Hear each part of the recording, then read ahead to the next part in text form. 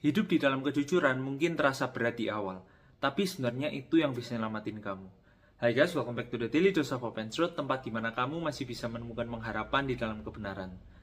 Teman-teman, Efesus 4 ayat yang ke-25 mau bilang ke kita semua, kalau kita harus membuang dusta dan berkata benar seorang pada yang lain. Kejujuran mungkin seringkali terasa berat di awal, apalagi buat kita anak-anak muda. Seringkali kita lebih memilih berbohong untuk menutupi kesalahan kita, untuk membangun citra diri yang palsu, supaya diterima sama orang lain, dan masih banyak lagi.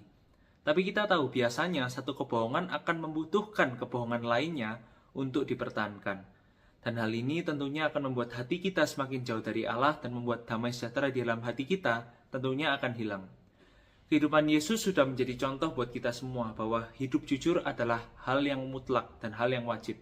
Mungkin terasa nggak enak, tapi jika kita mau untuk hidup jujur, tentunya damai sejahtera Allah ada dalam hati kita, dan kita akan lebih tenang dalam menjalani hari demi hari.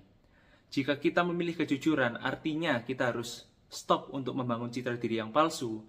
Kita harus bisa menerima segala sesuatu yang mungkin terasa merugikan buat diri kita, tapi kita tahu pada akhirnya itu akan mengarahkan hati kita kepada Allah secara sepenuhnya.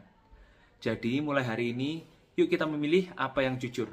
Kita memilih apa yang benar, sekalipun itu nggak enak di awal, tapi kita tahu bahwa hidup di dalam kebenaran, hidup di dalam firman, itu jauh lebih worth it dari semuanya.